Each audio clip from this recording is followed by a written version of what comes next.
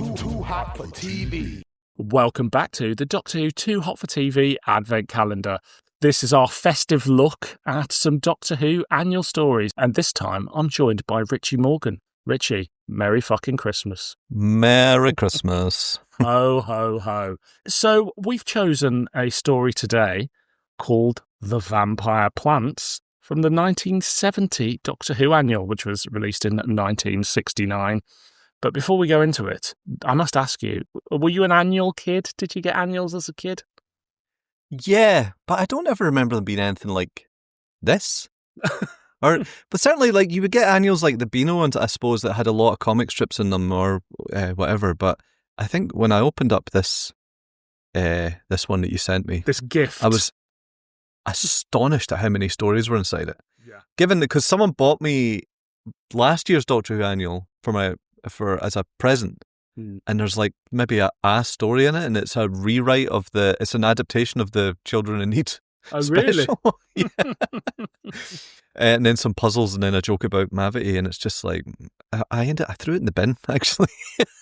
I think perhaps writers have more self-worth these days, that they can't just sort of, it's not, if you're a writer, you know, you want to get paid a certain amount for writing. You're not just going to sit in an office all day and churn out tired media for kids at Christmas time. I think churn is definitely the word, especially for this. I mean, I think it's a real art, the art of like the kind of 5 to 9 page comic strip or whatever it is. I guess that's how the magazine sort of carried on as well, but a lot of British comics, I guess, were like that, especially at that time. Yeah. But it's just very funny how they play out. I mean, there is an art to a 5-6 page comic, but it's not present in this. So, what's this about? There's barely a plot. So they want to go and look at I've literally just read it. They want to go to some sort of garden research center near Venus, something like that. Yeah. And they arrive as Jamie, the Doctor, and Zoe, and Jamie's like, "Well, this is going to be boring, isn't it?" And Zoe's like, "No, this is going to be great. I'm really looking forward to this."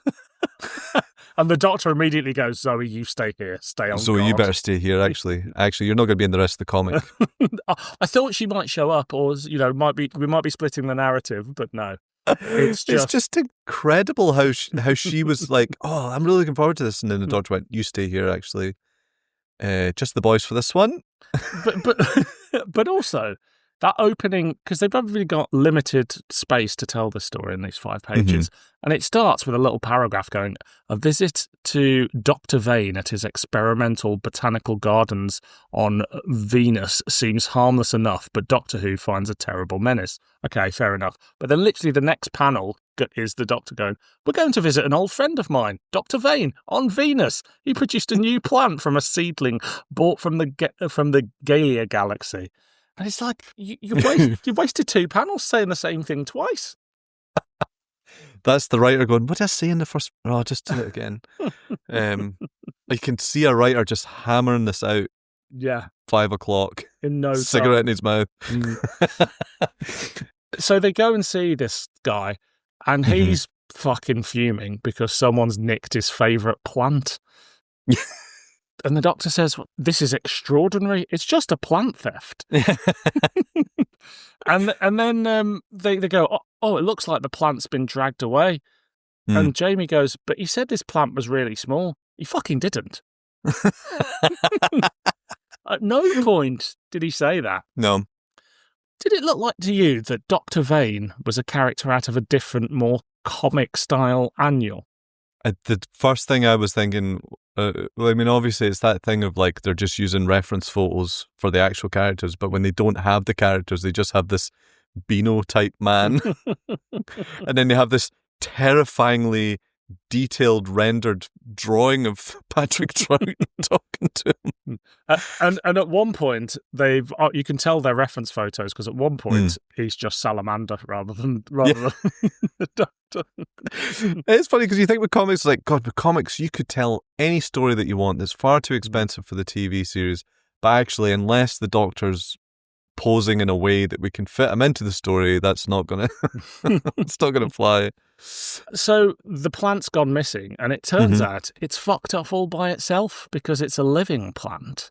And it's getting bigger and bigger, and the Doctor's worried that it's going to consume the whole galaxy or something like that. And it kills some guy. Does it kill him? Or does it kill him, or does it just throw him off a cliff? It throws him off a cliff. You'd assume he was dead, but actually he's just sprained his ankle. Also, it's called the vampire plant, so when I got to that bit, I was like, here we go, that's going to suck all his blood out. No, it just throws him off a cliff. This guy doesn't know what a vampire is. That's true. Yeah. Occasionally you see like old B movies, don't you? And it's like, oh, it's the vampires from space, and actually they're just people with goggly eyes and ray guns. Yeah, we haven't. Yeah, lore isn't quite as well established for everything at this point. Yeah, a vampire's just a bad plant. Now, Doctor Who obviously is known for, he always wants to know the other side of the argument. Like, is the bad guy actually the bad guy? Maybe he'll broker some peace. Find somewhere for this plant to exist. That's the lesson of Doctor Who, obviously. So how does he deal with this particular threat? He sets it on fire and then leaves. I was just thinking about, I wonder how many Doctor Who stories, like how short a Doctor Who story would be if you turn it and went, what if we set it on fire and walk away? Weirdly, as we record this, I've just had a podcast out with Joe Ford on a book called Sleep of Reason. And Sleep of Reason is quite dense. It deals with like mental health issues and self-harm and all this stuff.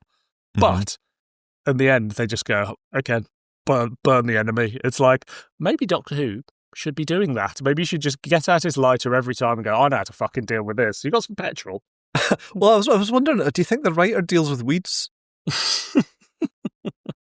Do you think he'd bought a house, and unbeknownst to him, he had Japanese knotweed affecting his... So he's like, I'll teach this fucking plant a lesson. Fucking vampire fucking plant. I've just spent the last 12... I've got a great Doctor Who story, and I've spent the last 12 months dealing with this bloody knotweed in my garden. Or he really was. He probably was staring at he's probably typewriter, cigarette in hand.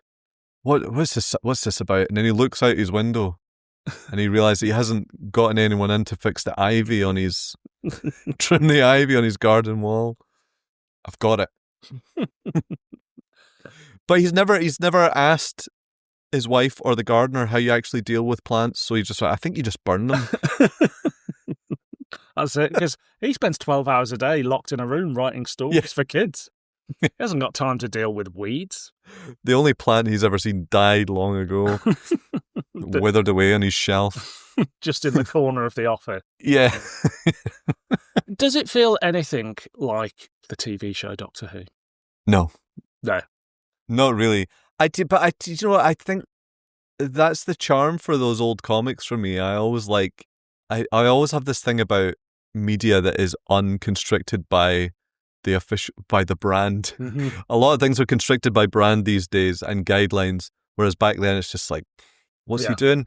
He's setting fire to some plants. Yeah. And I kind of love that. Yeah. I'm not saying I couldn't tell it was a good story, but I do love, like I love when you read stuff like that and everyone's calling them Doctor Who. Yeah. Just stuff like that. Yeah. That's what I love about, especially like stuff in the official annual that nobody from the production office has ever laid eyes on. No. Absolutely nobody. What do you think of the art within it? Well, I'm not going to be looking for original prints of it, I'll tell you that. That's weird. I don't understand that. It's fucking great.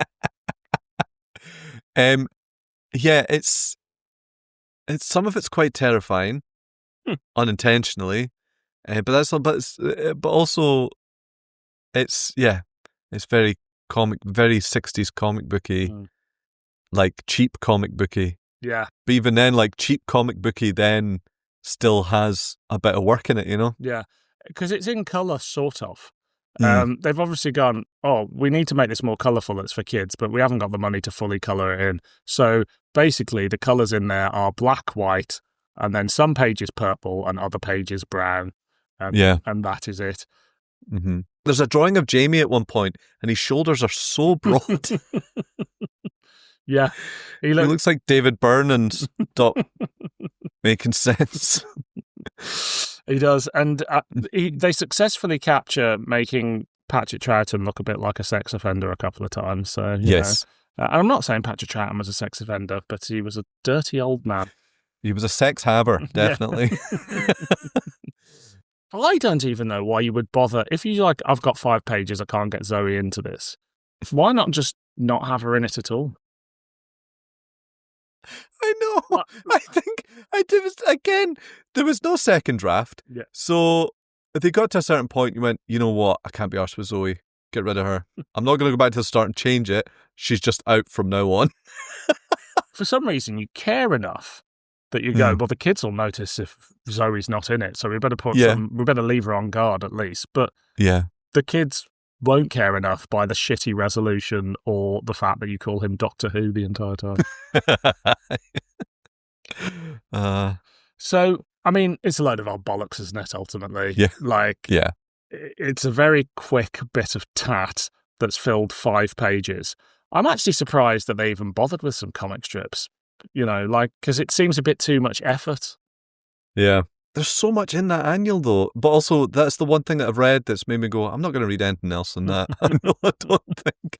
I know you probably had to read the whole thing for this, maybe. Have you had to? We're doing them from different annuals. So okay. I'm doing 24 of them, one for every day. Also, this is the 1970 annual. So, I forget annuals are like, that would have been out in 69, yeah, wouldn't so it? It came out late 69. So is Troughton gone? Pretty much by this point. He's out. Yeah, War Games has been on. Yeah, he's out the door, and we're all waiting for John Pertwee to arrive. I mean, of course, you have a flick through the annual, and there is nothing about it that says these other stories are going to be any good. There's a picture of the white robots from the Mind Robbers shooting something out their eyes at the Doctor. There's some Neanderthal-looking creatures, and it's just. And then some facts about space, because if you're like Doctor Who, you like your facts about space, don't you? Yeah, it's facts about. It's like that in the 90s when you'd have like the sci-fi weekend or something, and they'd be like, "How do we bulk this out? Because we don't really have the rights to show any decent science fiction shows." It's like, "Oh, put a program about UFOs. Those lot." Yeah. Absolutely. I bet. Oh God, I wish I had it in front of me right now. I want to read what those space facts are. I bet they're all wrong now. Is there anything else you want to say about this wonderful story? The only thing I'll say about it is just, I love looking at stuff like this, but it's utterly. I'd be even hard pushed to say that it's worth saving. Yeah. But I love it all the same in a weird kind of.